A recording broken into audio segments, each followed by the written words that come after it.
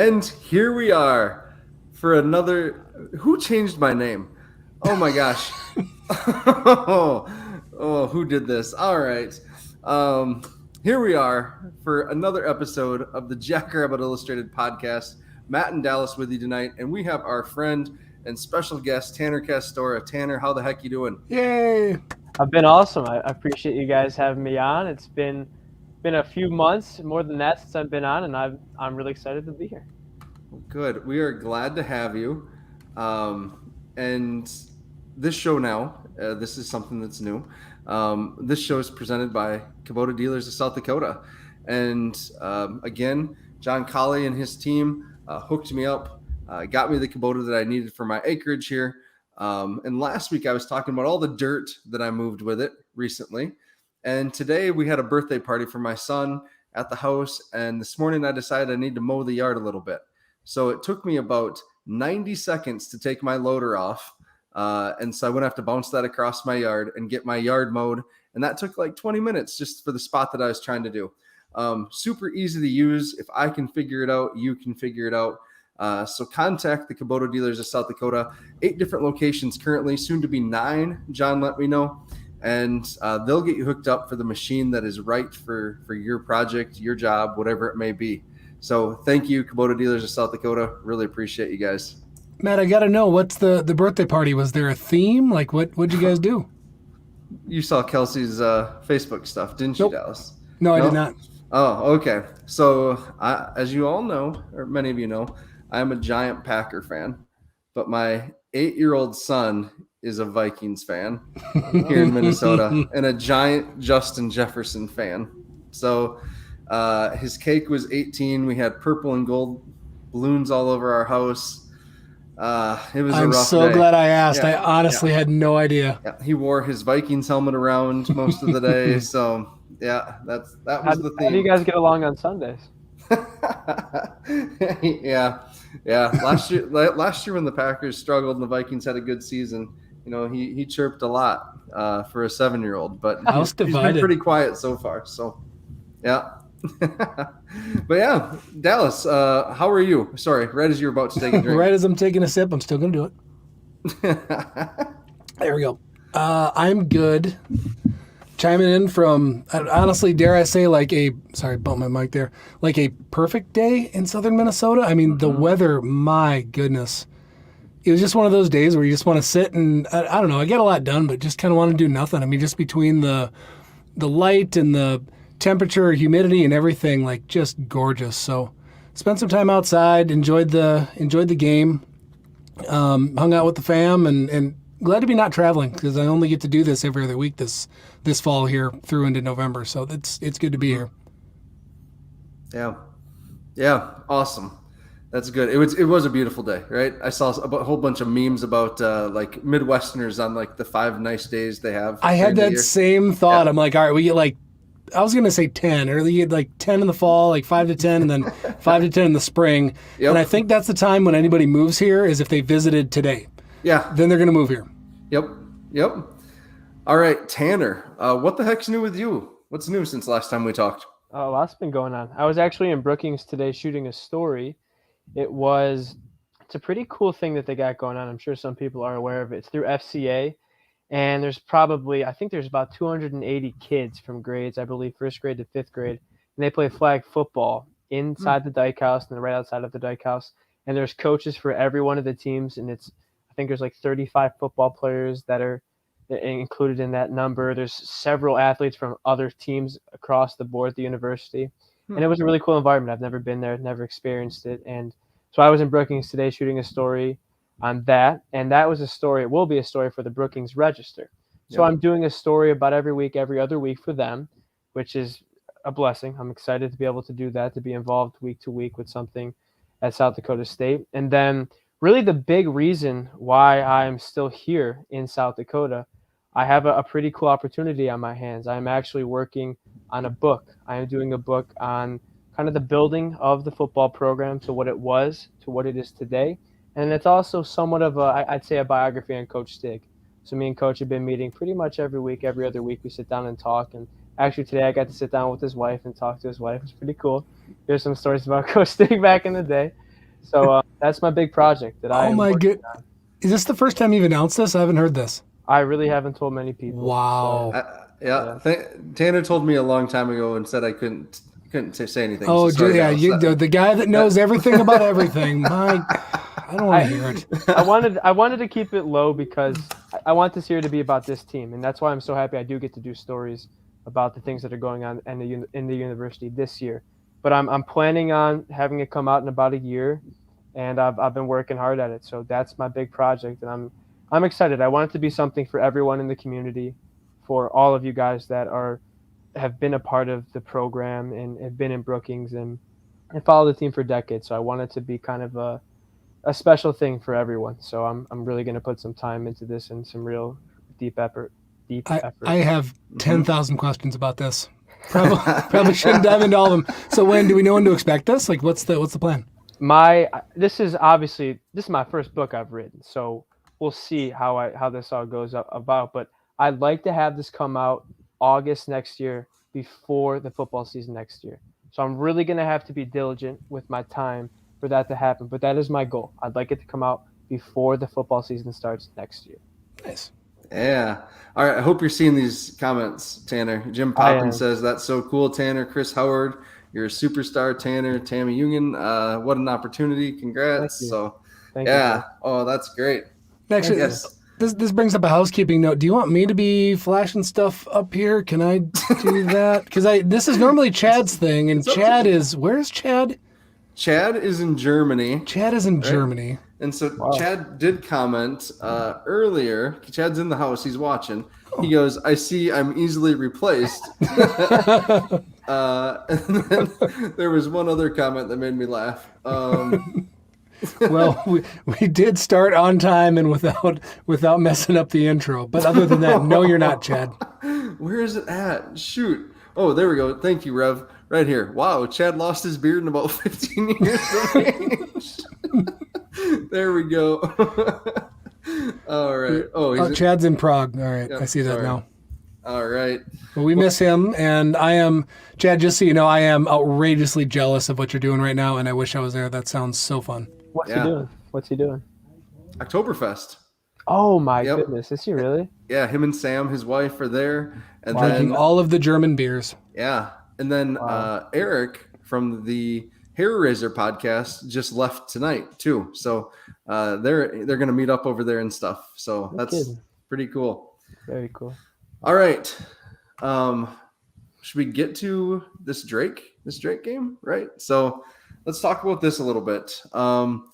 Tanner, did you make it up to the cities for this or no? No, I actually chose to stay. My car was in the shop, and I could have gotten a ride up there, but I had some things going on here in Sioux Falls, so I actually stayed. So I'll be the one to ask you guys questions about the experience because I only got to see it from TV. Sure. Then fire away. What do you got? Well, first off, how was it? Because I've talked to some of the players today, and they told me like it was legitimately very cool. What was it like for you guys to be there? Well, so it's a two-part answer here. The pregame was incredible. Seeing Minneapolis in SDSU blue, the Jackrabbit flags flying all over. The sheer number of people that came to Cowboy Jacks where we were at for pretty much the whole time was awesome. And the second part of that is then you got into a 33,000 seat stadium and it was half empty. And that was kind of a letdown. Like, I don't know what I was thinking, what that would look like, but that was a letdown. The seats were further away from the field than I'm used to. It just, and it was just a very inferior opponent, right? So it just didn't have the same electricity. It was one of those instances where the pregame was just 10 times better, in my opinion, as a fan than the actual game itself.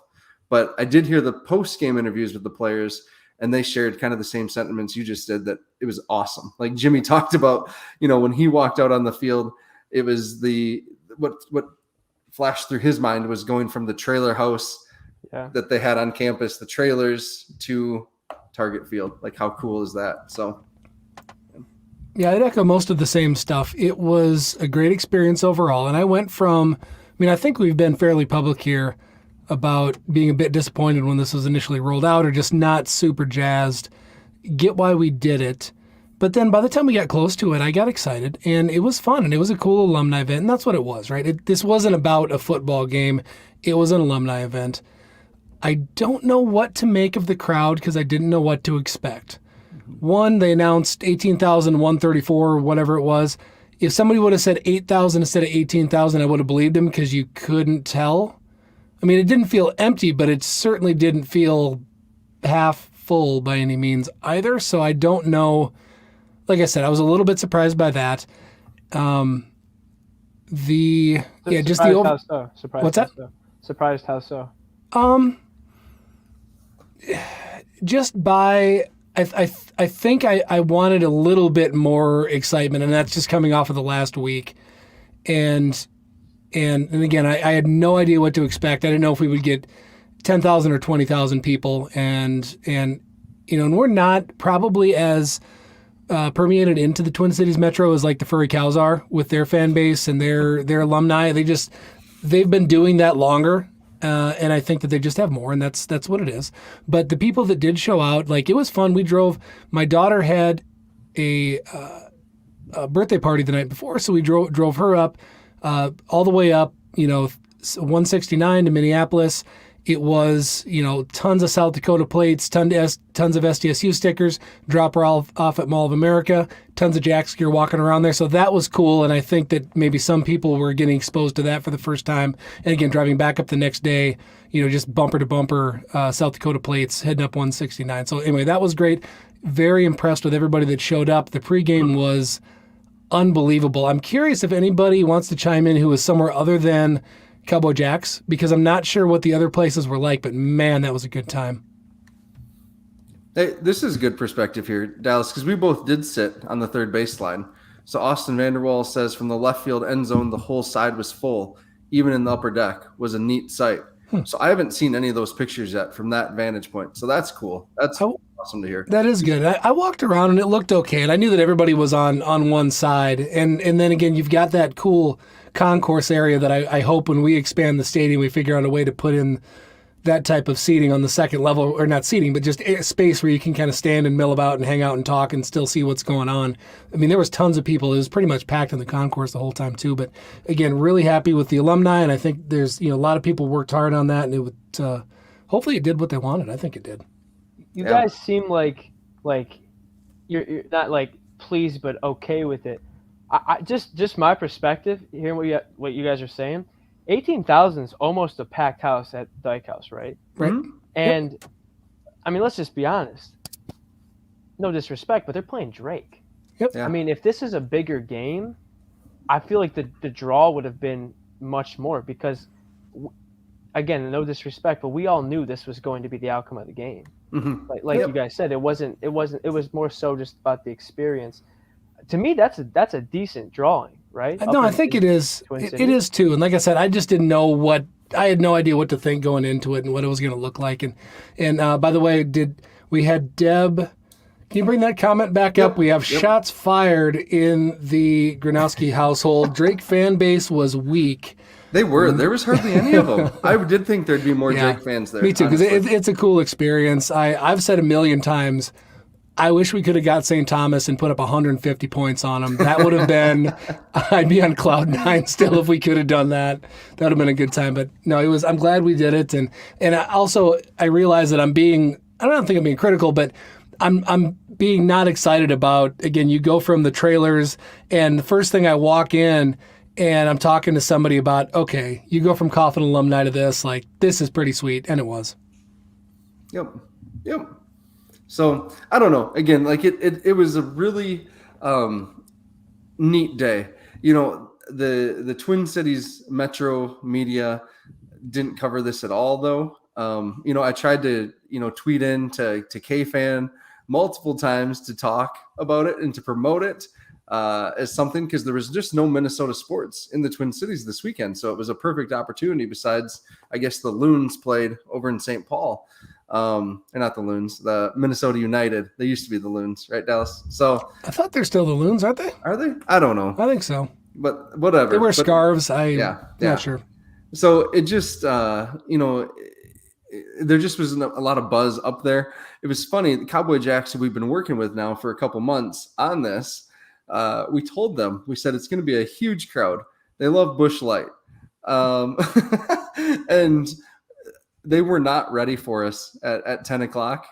Zim tweeted a picture of the line out the door and around the block. That was pretty cool.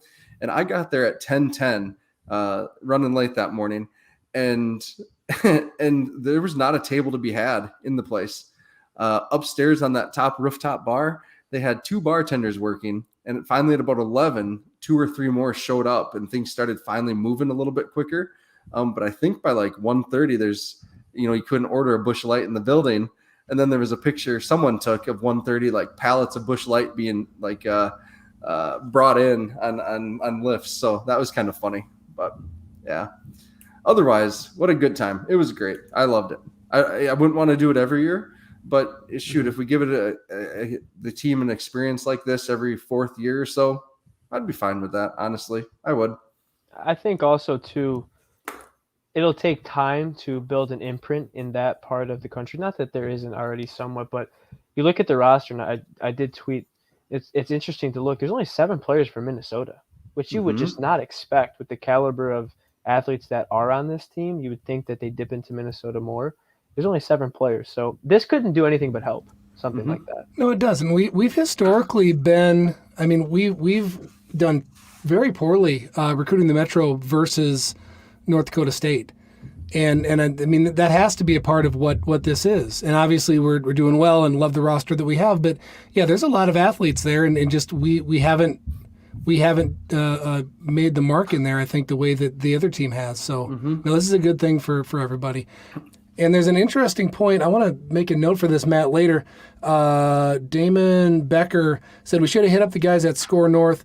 There are several, slightly, larger than us versions of us in the Metro for different sports, and actually that would have been cool to grab some of those guys, or even like the 10,000 Takes people, some of them, and bring them in. That actually would have been a really good time. So yeah, next 4 years time. We're going to do that. Yeah, there we go. The game itself, let's talk about that. Tanner, what did you think watching and seeing on the first drive two long pass plays? What were your thoughts? Because I know our thoughts in our group chat. Clearly, that I don't think you can argue that the Jacks are caught off guard. I mean, Drake came out slinging that thing, and 56 yards was it the first play, and shortly after another 35-yard pass. Great passes, by the way, by Bailey. Very well thrown footballs. South Dakota State, I think, was just caught off guard, and they got it together after that first drive defensively. But I don't think, at least from my vantage point, there was no actual panic. Like, wait a second. No. I don't think that was any part of the discussion, but caught off guard, and give Drake some credit for being aggressive, as they should. They came into that game with nothing to lose. But, yeah, I was a bit surprised to see the defense let a receiver 2 times get behind them. I am, at this point, mildly concerned on with Deshaun, because there's been a pass play every game so far this season where he has gotten beat, and this is the first time though that it's actually connected, right? And I love Deshaun. We know he's amazing in run fits and all that good stuff, but I'm a little concerned about his speed right now. If that can be a thing, I don't know. We're gonna face better receivers in the Valley, that's for sure, and he has to be ready. So. I mean, you can't, going into that first series, as much as you'd like to say, hey, it's a football game and you get ready, and I'm sure that, Chris Crockett, went through all of the things to try to get them prepared for that game. You're just not up as much in something like that. Even though it's a cool experience, you still know who the opponent is, and I'm not trying to be a jerk, but it's somebody that you should beat handily, and you're just, the juice isn't there. And I was explaining this to my son, that it's the exact same thing as when a low to mid-tier FCS team goes into a solid FBS stadium and puts up a fight for 2 or 3 quarters, and it's because they're excited for it. The other team is treating it like a glorified practice, and it just takes a bit for the athletes to work their ways through. Now, obviously, this was only one series, and then it was fine after that. But it's true, right? It's human nature. You're not totally up for it, and that's what happened. So no, I think everybody was annoyed because we wanted to put on a good showing right out of the gate, but they shut us up in a hurry, so that was nice. Yeah. On a positive note, Terry's right here. We got to talk about Tucker Large with those punt returns. What a beast performance. That was so fun. I put this in rants and raves, but there's been seasons where we haven't had 149 yards in total in punt returns from our main punt returner. So to do that in one game, is pretty special. And Tanner, you put me on to Tucker pretty early this year, and then talking to the coaches, and then when you did your preview blog and he was named the best player or voted the best defensive player by multiple teammates, is like, holy cow. I know. Talk about him a little bit. What did you see that made you think this could be him this year? When you watch him in practice, you're like, man, that guy just has a different idea of how a play is going to play out. He's just, first off, he's got the physical attributes that I remember seeing him at practice 2 years ago, and I'm like, oh, that's the kid from Roosevelt. Oh, I wonder if he'll ever get on the field. Yeah. He's already a star. When he catches a punt, he's a guy that you kind of get out of your seat and go, oh man, okay, what's he gonna do this time? Some of those plays that he's making when he has the ball in his hands, whether it's the interception or the punts, he's creating that. I mean, he's using his blocks well, but he is a guy who is finding crevices, who's outrunning angles. He is instinctual, and you heard that all practice long. And when I went around and asked players who they thought were the best player on the defense, 2 of them said Tucker Large, and the guys who didn't, several of them mentioned him. I remember thinking to myself, wow, is he really that good? And then you watch him, and there's just no question about it. I mean, he's just a football player. He just understands the game so well, and he might be the quickest player in a 10-yard box on that entire team. And that's why he's back there returning punts, because he can flip a game. In one play, he can flip a game. Yeah. I don't remember the last time we had somebody with that kind of juice back there in the return game, that it was just, you kind of hold your breath a little bit and you get excited. You're like, oh, I can't wait to see what happens next. We went through enough years where you're like, oh no, just catch it, or oh no, just get away from it. For various years and return specialists, that it's fun to have that.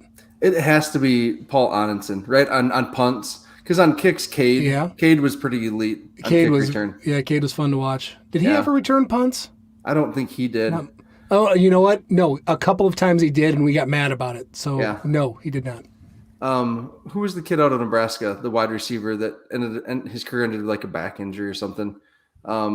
Marquise Lewis, right? Wasn't it?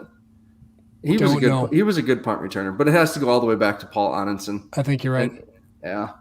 It's cool too how this comes about, because he doesn't probably get this opportunity. I don't know this for a fact, but probably doesn't get this opportunity if Jaden Yonke's not dealing with an injury, because he's a pretty good returner as well. I mean, he can do some things, and he was the guy last year at punt return, and then he's dealing with a bit of an injury that's been lingering. He'll be back. He'll be okay, but Tucker Large gets the opportunity, and I don't think you can take him off a punt return. I just don't.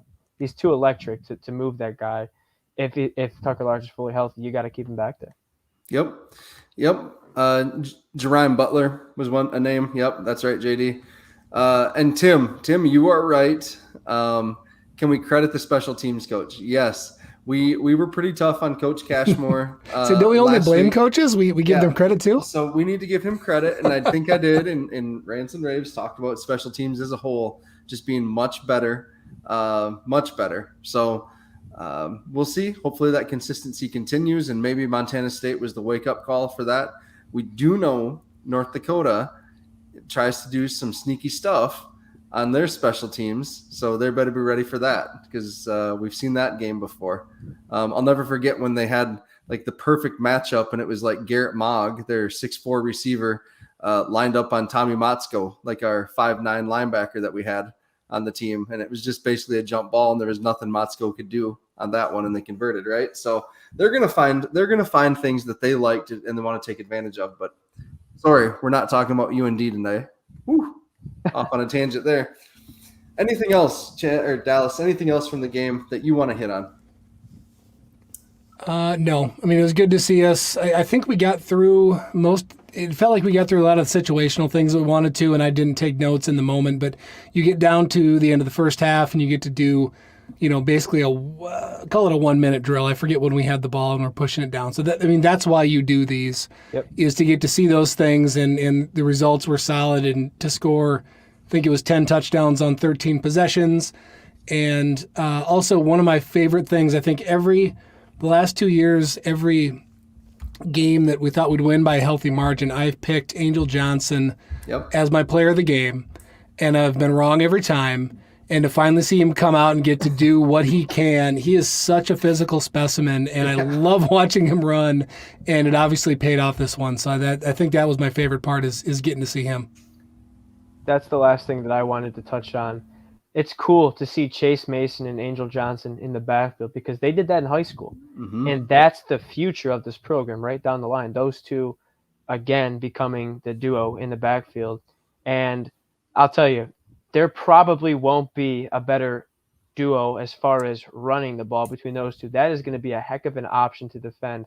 You've got Chase Mason and Angel Johnson in the backfield already with the chemistry that they built over the years. That was cool to see. It's nice to see those guys succeeding at this level. Mm-hmm. I agree with Seth Meyer's comment here. We need to start finding ways to get Chase Mason on the field more. He is too dynamic to leave on the bench. Seth, I'm going to talk about this in just a little bit here, and when we transition to kind of some future topics. So, yeah, Alex Kenkel here. They're hiding something for Angel in that Delta Maryland formation, and I, for one, cannot wait until they uncork it in a big game. Yeah, that was the one thing that I liked about going back to Montana State. The early play calling is the 3-back formation that we had early on. There's a lot of it that I could do away with, and I hope we don't go back to. But I hope we see more of that. Mm-hmm. Yeah, and I like that you're smiling there, Tanner, because that tells me we may be onto something there. So, all right. So revisiting our picks for player of the game last week, Chad picked Angel Johnson. I picked Chase Mason. All right. We both did okay there. Defensively, Chad picked Savion, and I picked Bryce Johnson. I don't think Bryce had that much of an impact, but Savion had a big game. Looks like his shoulder is okay. He was, fine after the game. It looked like they gave him the phone to kind of do Savion, whatever. After that was kind of fun. And then the score predictions, Chad said 50-7, and I said 52-7. So I was closer, Chad. Sorry, man. All right. So that our picks, right? When we do picks like that, that's sponsored by Culver's. And just want to shout out Jim Poppin here.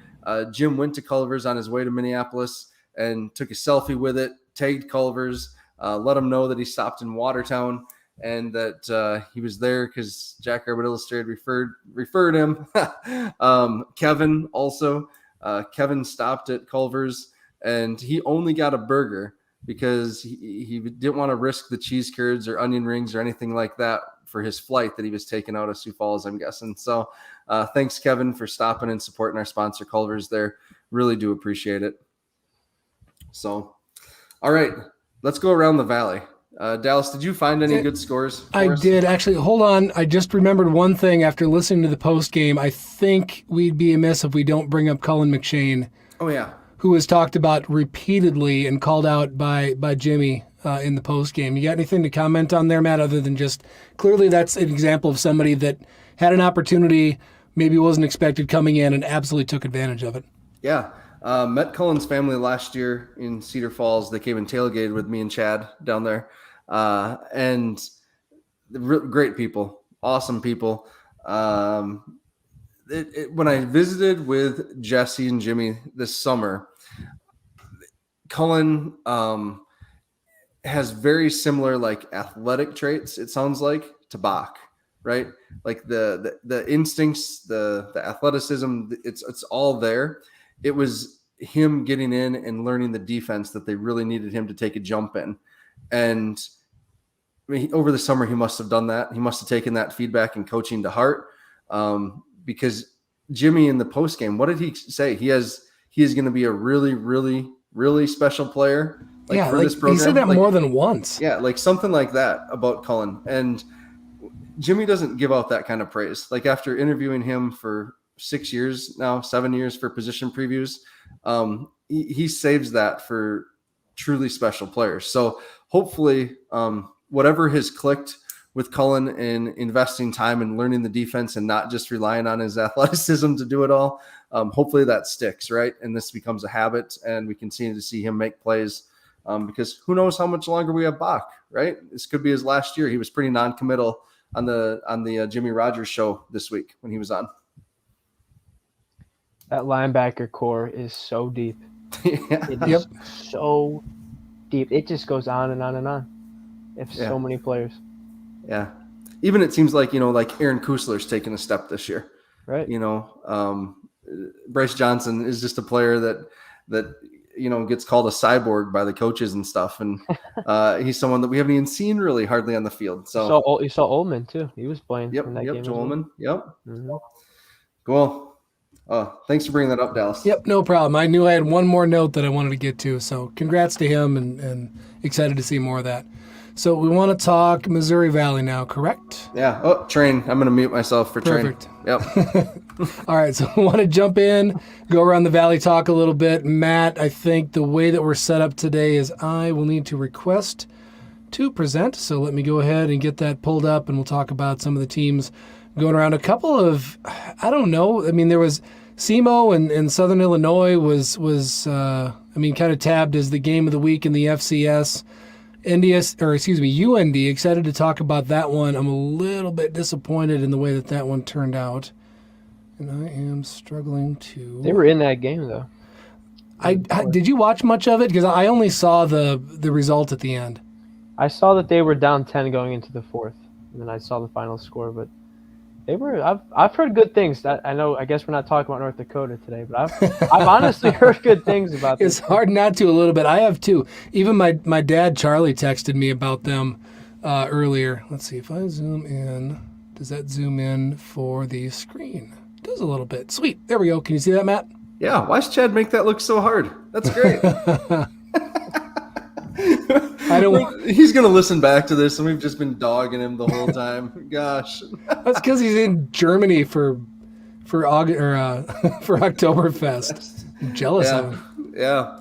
Well, I think honestly, like everyone's disappointed in UND in this game because the Boise State is down this year. It seems they're to not be very good. But Brendan asked us if we had seen the North Dakota fan board yet, and I have not ventured over there. But it must be bad because I think they went into that game actually expecting kind of a win. And, when you get those FBS chances, right, you don't want to squander them, especially against someone that's kind of down. Exactly, because when those are booked, you don't know the team you're going to have, and definitely you don't know the team they're going to have, right? It's total crapshoot. You could book a garbage one-win Colorado team and turn around and it winds up being, the Coach Prime team, right? So you don't know what you're going to get. But when you get and again, UND is a solid football team. Excited to hear about them next week facing a down team. You should get that. And it's still, even if they were tight going in the end, that just feels like more of the same with these FCS, FBS matchups where you get a beat this to death, but your starters are 85, 90% of the other team's starters. And they totally are, if not more. But those extra scholarships kick in, the second level kicks in, and you just cannot compete with that for 4 full quarters, and they wear you down. And suddenly what is a ball game going into the fourth ends up being a 3-score win. And I don't know if that's what we saw or what. Yep. It looks like, they gave up some passing yards. They kind of thought that they had their defense maybe figured out this year. I don't know. I don't necessarily like playing them after a game like this either, right? Because they're going to have a couple weeks to stew on that. So no, sorry to keep talking about them, even though we said we weren't. Do they have a bye next week too? I can tell you right now. Yeah. North Dakota. Yeah, they do. Yep. Ooh, Only okay. only Illinois State, Missouri State, and Western Illinois play next week. So Gotcha. yeah. So I don't know. We'll see on that. We can talk about them later, but just a surprising result. I thought it'd be better. Yeah, I mean they're a well coached team that's well publicized. Yep. Stig loves Bubba. I mean, I think everybody has a lot of respect for them. Yep. The Ball State Indiana State game. This was actually fairly a close game, right? At halftime, it was just 10-0 at halftime, 17-7 after the third. And then they put up 28 points in the fourth quarter. So there's maybe Dallas some of that depth that you're talking about there. It is, and Ball State is not good. Yeah. And Indiana State. The poor trees continue to be a dumpster fire. Yep. I don't know what it's going to take to get that program turned around, but man, it's not pretty. Yep. USD was again in a close game, right, with Lamar. That was surprising, right? It was 6-7 at halftime. In the second half, USD started feeding their horses, and Nate Thomas, he might finally be back and fully healthy. And if he's healthy, I think that offense changes a little bit. Nate Thomas is a stud. So Nate Thomas and Travis Tice had 35 carries and almost 284 yards between the two of them. So that's a good duo in the backfield. Am I sensing a little fear going into the dome this year? No. It honestly, like, this breaks my heart to say this, but it's respect. Like, they've beat us twice in a row in the dome, and the last time they did it is by shoving Nate Thomas down our throat, and we could not tackle him. And so, if he's back and healthy, I think that changes things on their offense a little bit, and their defense has been playing decent this season. And I'm a big Josh Davis guy. He was a teammate of mine, and obviously is a terrific coach. And we hate him now. No, just kidding. Sorry. I mean, I firmly believe, unfortunately, that offense will get better as the year goes on because he's a hard worker. He's a very good coach. He knows his stuff, and we're gonna have to watch out for that. And in the very minimal bit of social media following that they have, it looks like they were actually relatively happy. Most of their fans or their fan, whatever it is, for what they did in the second half and started to turn stuff around. Yep. So, Youngstown, Robert Morris, same type of deal, right? Kind of a slow start, sounds like. But Youngstown did what they needed to do. Their quarterback is showing me something. He was the big question mark, right? Coming into the season, Mitch Davidson. Could he actually carry a team on his back without Jaleel McLaughlin? And he's doing just fine. He was 21 for 25 in this game, 339 yards. They also have a good back. They picked up another Division II All-American, kind of like Jaleel. And his name's Tyshawn King. He was from Northern Michigan. Nice player, and he's having a good start to his season. So, hey, I like that approach. I mean, that is exactly what we do in our best recruiting is we get the absolute best guys that have 15 D2 offers, and we go in and pluck them. So the idea of going in, and obviously that worked out well for us last year too, finding somebody at that level, bringing them up, makes a ton of sense.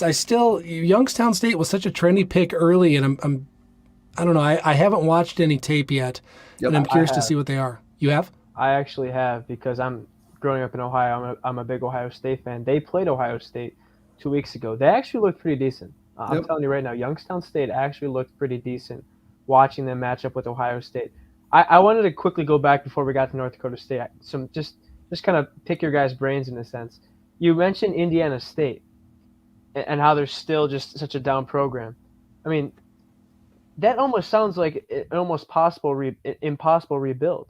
Like if I'm looking at where they're placed in Indiana, all those kids who are like borderline, big school, small school guy, they're going to go to mag schools, right? Mm-hmm. Like you don't have to compete against that as much here. Am I wrong in that thinking that would be a very tough rebuild? No, you're 100% right.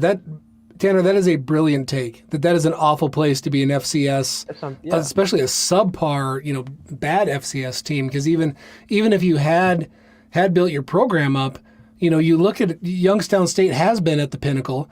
They've been very, very good, and then they've struggled to recruit. And I mean, I could talk for 25 minutes on the position that us at NDSU are in geographically Right. to pick and choose who we want, because there are so many tiny little schools where you can go out and get yourself a Dallas Goddard or whatever, right? You're not hitting on all of them, but the big guys are never going to find them there. And we are in a special place, and I think that's why you see these two schools excelling the way that they are. So, no, that's a great take, Tanner. Yeah. Yeah. It's, when Indiana State was good a few years ago, or better, like it looked like they were rebuilding when Mallory first got there. It was because they hit the transfer. It was before the transfer portal, but they got a bunch of transfers. They got that big tackle from Tennessee. They had a quarterback from Iowa. Just FBS bounce backs that maybe due to injuries or just, getting passed up on the depth chart, whatever it was. That's when they were good. They had that good running back too. So just that was that game in Brookings where that giant shootout, 49-46, whatever it was, super high scoring overtime game. And that's when it was like, geez, Mallory has the trees turned around and it just hasn't materialized. So, yeah.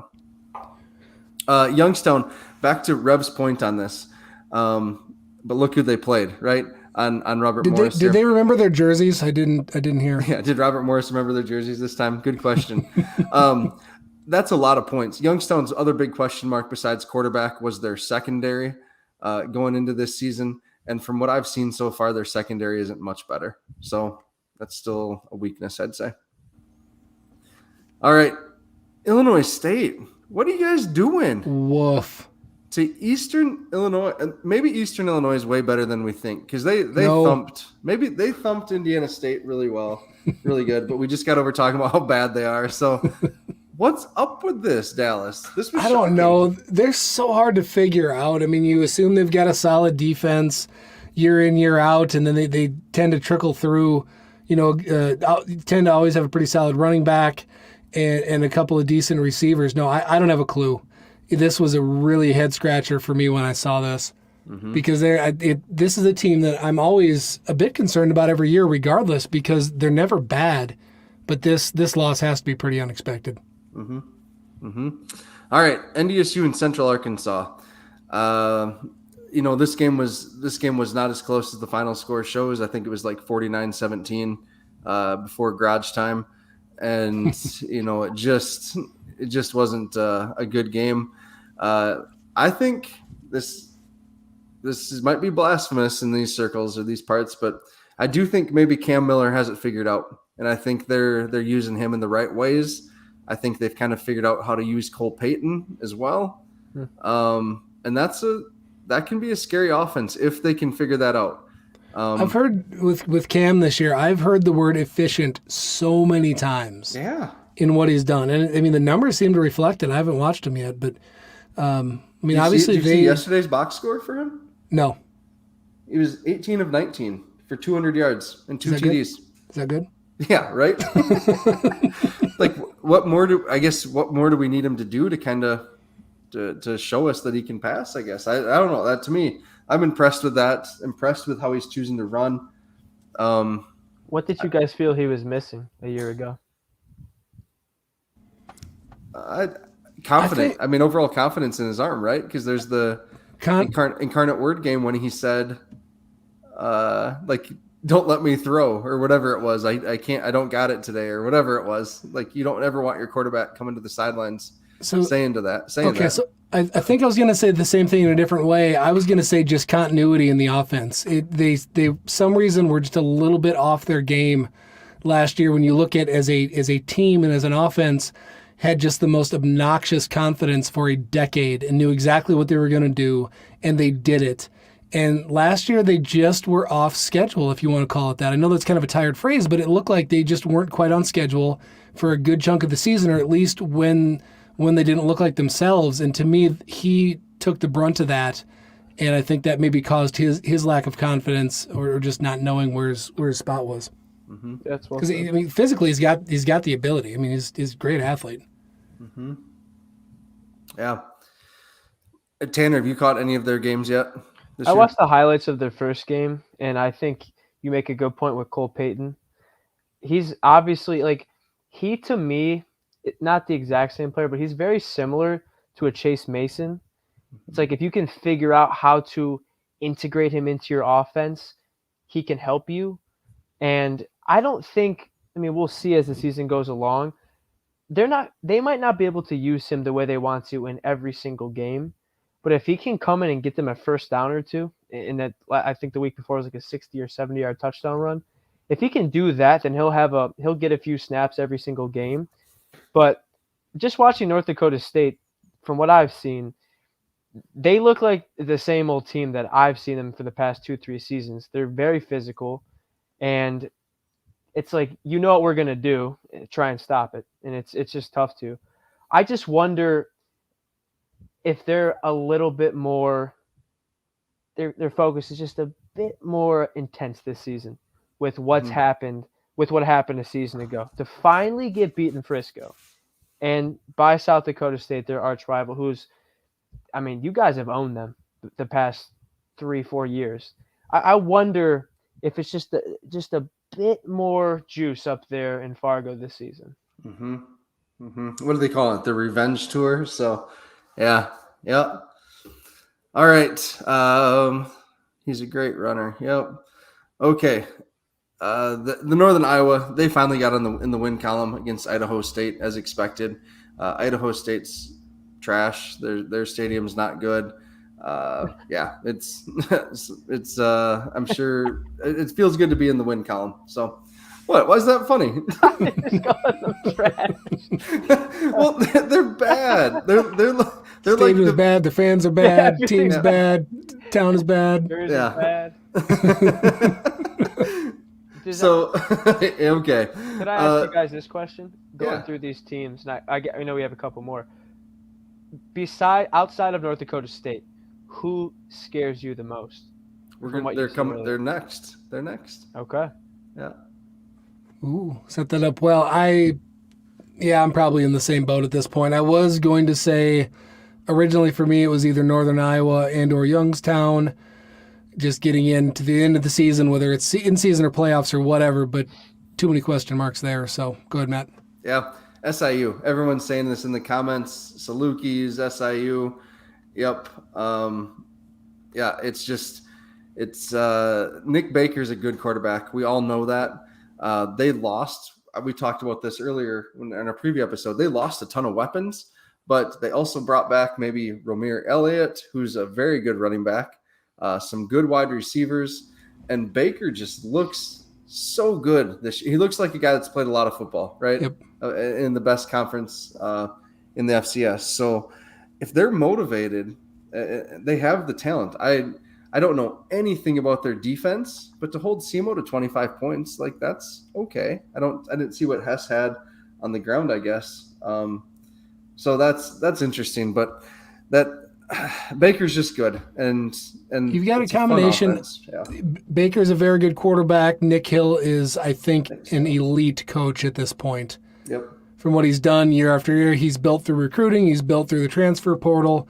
He's done it through the portal and kept a consistent product, which to me that tells you he's a great leader if he's able to do that. Mm-hmm. So I know I'm with you. This is outside of maybe the Cows. This is the next best team in the conference. Yeah, I just looked up. They held Hess to 99 yards on 23 carries, and his long was 21. So that's a pretty dang good effort for that Southern Illinois defense. So Nick Baker's tough because he's a guy who you can have the perfect play called and you can almost execute perfectly, and then with his legs, he can not even run for a first down, but buy enough time where a receiver can get open and break free in coverage, and it can be a gangbuster 40-yard touchdown. Mm-hmm. I remember vividly what he did 2 years ago in Brookings. That was an incredible game.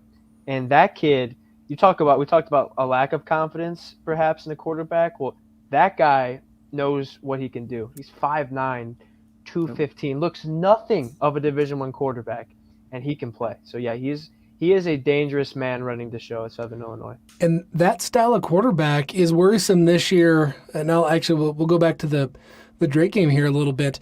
And you look at, we talk about not having any sacks this year and maybe being concerned at the D-line, the way that they've run. Our containment and the way that we've restricted passing lanes has been very poor to this point in all three games. And playing that style of quarterback is very concerning coming up here later in the year. Mm-hmm. Yeah.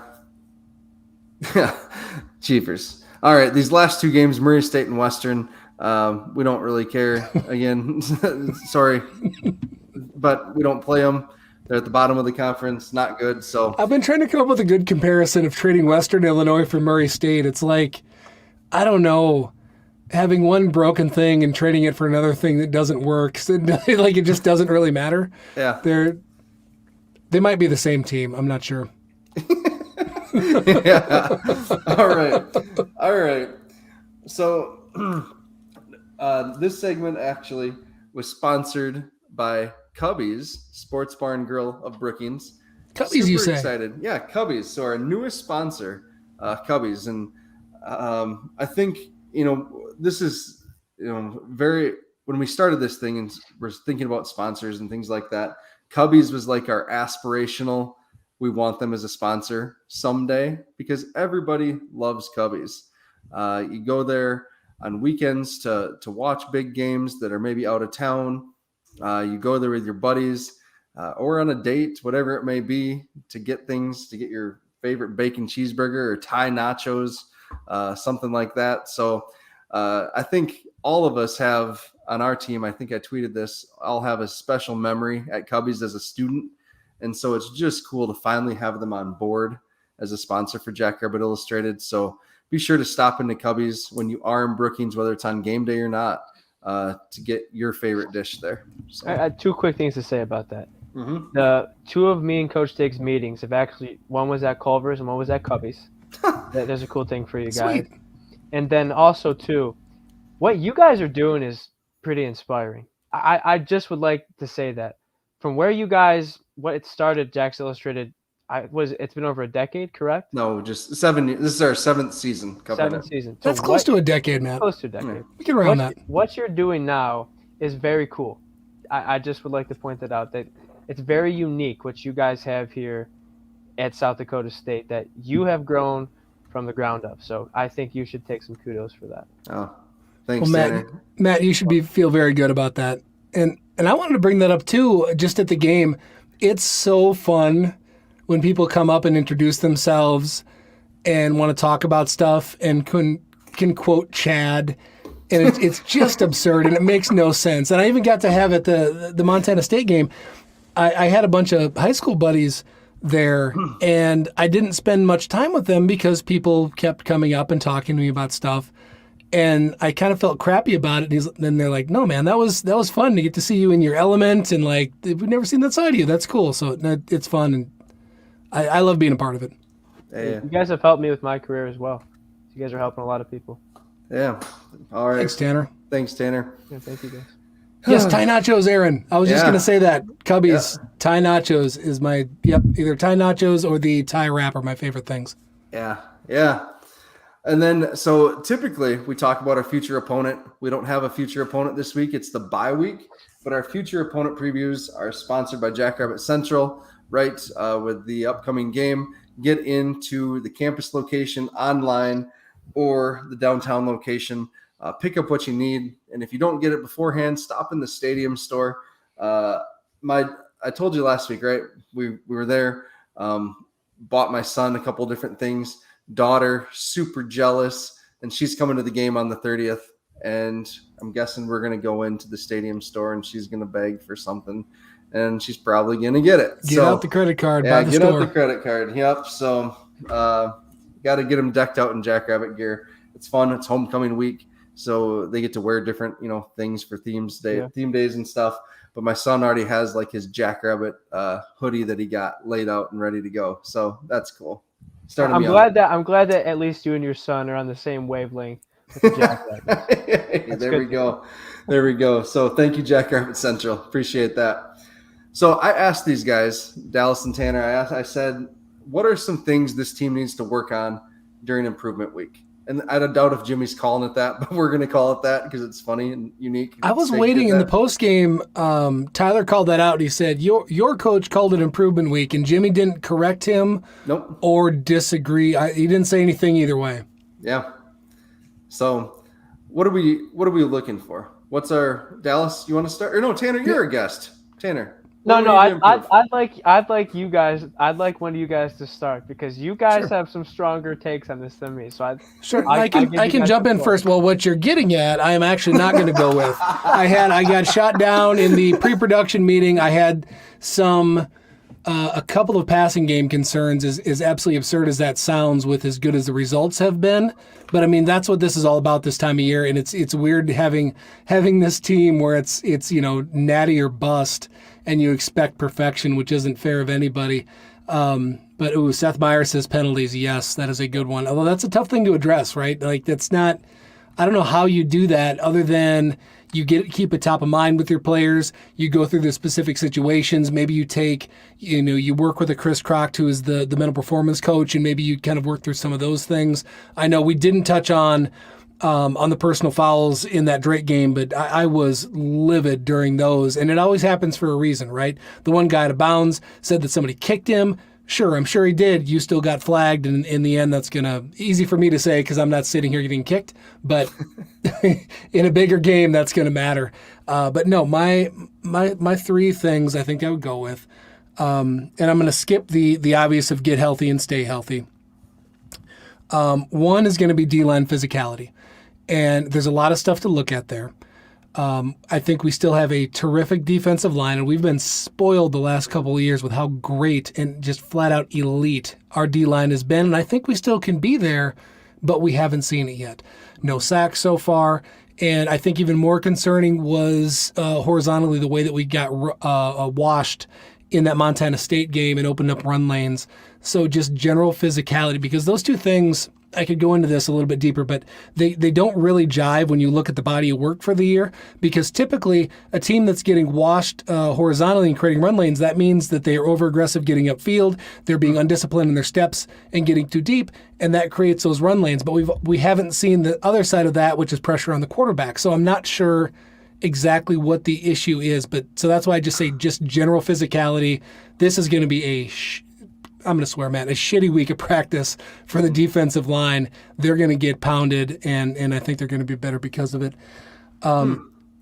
Second, Matt, you started to allude to, but I'm hoping we get a Chase Mason package where he's in. And I don't know if this is what you're calling out for this, but I would really like to see something to get him in the back, whether they're both in the backfield, whether you get something funky going on. That's more of an Eck type thing, but just getting him in, same style that maybe Rudy had.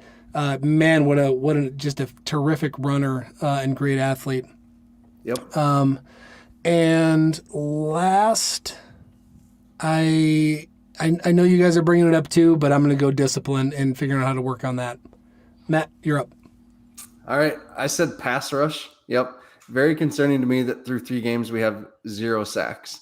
And I put this in Rants and Raves, right? That last year we had 2 sacks against Iowa and then got blanked the next 2 games, and then went on to face Jason Shelley, who we didn't think we were going to be able to sack because he's so mobile, and we brought him down 4 times in that game. So, we've had a question here from Seth Meyer. Is losing our D-line coach a bigger loss than we thought? I don't know. I mean, he was a great coach. He was great. Christian Smith was amazing. But I really like Jalen Bibbs too. I think Jalen Bibbs is a great guy, and the players seem to respond to him. It may be a matter of the schemes that we're playing against. Drake did want to get rid of the ball fairly quickly. Montana State, we were focused on stopping the run, kind of. It is, but still, I'm going to go back in the Drake game. There was containment was lost. The quarterback got out of the pocket a few times. Like those are the sorts of things where even if you're playing that opponent that's probably not completing all those passes, you still see that individual grade of whoever was supposed to keep that quarterback in the pocket. Sure. And that's what you're supposed to be working on there. Yep. So I'm really I'm looking for someone to step up on the defensive line. I don't know who it's going to be. If it's going to be Caden Johnson or any of those guys. I'm hopeful when Randy gets back in a couple of weeks, we may see him as a pass rush specialist in those very specific pass rush downs. But Tanner, what are you thinking? I'd like to respond. Yeah. Before I give any of mine. I'm giving you my honest take on this stuff. Okay. I want to start with the defensive line. Montana State game. Did they bleed in the run game at times? They did. They did. But Montana State, maybe North Dakota State's better, but they might be the best running team in the FCS. Would you agree with that? Yes. Okay. Did the crowd play a factor with some false starts and all that? No doubt. They bent. They did not break. They did not break. They didn't allow 20 points to Montana State. I understand the concern, but I just like to point out that when they played that team 2 years ago, they got beat up. They could not stop the run when they needed to. And they did this time. Did they bleed? Yes, but they got the job done. And let's not forget, they're replacing two of the best defensive linemen this program has seen in a while. I mean, they're replacing two dudes on that defensive line. And it's only week 3. I know, and I know you guys are like, we're talking about perfection here, so I know you're being overcritical. We need things to talk about. If we just showed up and said everything's great, it wouldn't be any fun. I understand. But I just would like to point out that, sure, that they have not been perfect, but I've seen good things. Like, I've seen some plays made in that defensive line against Montana State that I was like, okay. Like, there are signs, there are things to be pleased about. And also, too, next point, you talked about Chase Mason. Chase, I love Chase. Great kid. I think he's going to be a very good player. But just being honest with you, how can you take Mark Gronowski off the field? Like he's such a good running through. Oh, do we forget this man took off for 51 yards in the national championship? Like, he's got some wheels as well. And then you think, well, I agree with you. It sounds cool in theory to have him next to Chase and Mark on the same, in the same backfield. Well, guess what? They got 3 backs who can take off for 80 yards. How you got it. Like, I totally get what you're saying, but like, man, they got so many dudes that's going to be tough to get chased. It is a long season, Tanner. To me, it's just all about just reducing wear and tear whenever you can and giving a different look. Every time, one of the things that I think gets missed when people analyze football is every stupid little wrinkle you put in, the other team the following week is probably going to have to spend 15 minutes of their practice time working on it. So you put in some dumbass formation, and they have to spend some time doing it, and that's part of the chess game too. So I think that that plays a role. But I get it. I get it. That's fair.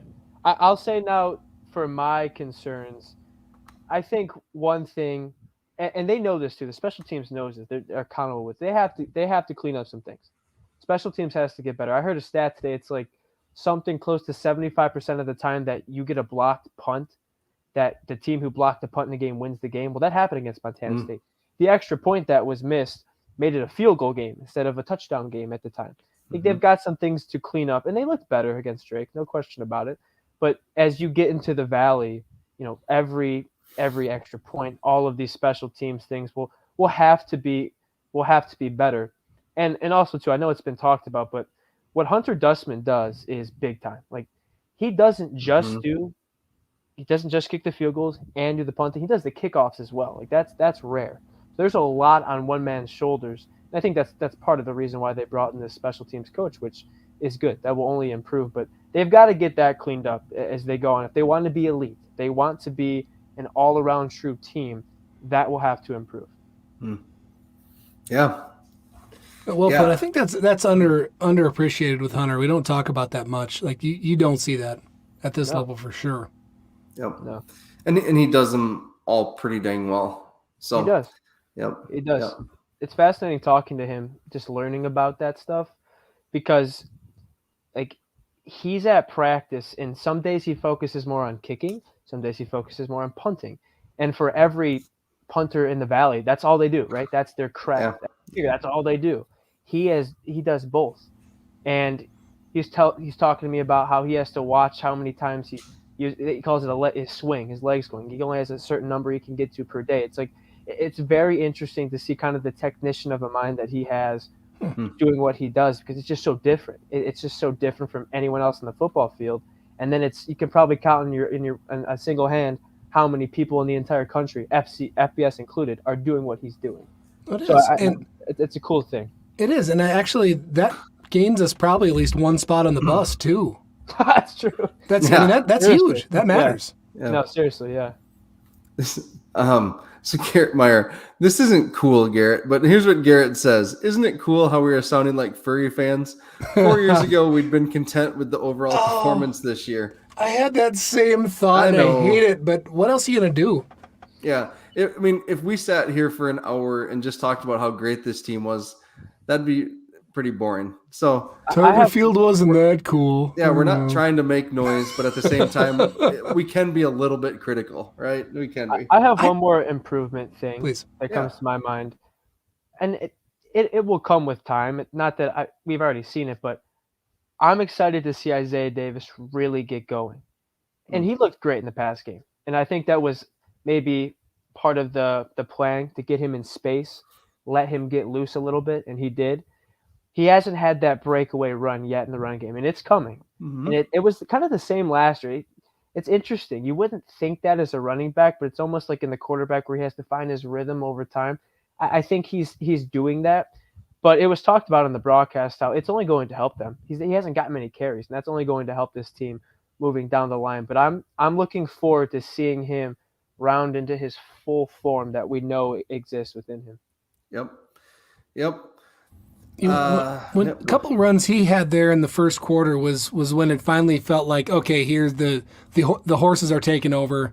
Yeah. This is the talent gap. Oh my goodness! So it's fun to see little flashes. But I agree with you, Tanner. Yep. The last, echoing what you two have said, the last thing I'm looking at for improvement week, and this is more of a question. It's not an improvement, but what does the 2023 offense actually look like? Like, I'm just curious because at the end, what we did in the playoffs as an offense is just absurd, right? And that was kind of starting to be when Tucker got healthy, and we know Tucker's no longer on the team. So what does this offense look like with, this 3-back sets, with these 2 remarkable quarterbacks, with a freshman wide receiver who just looks phenomenal and is destroying people?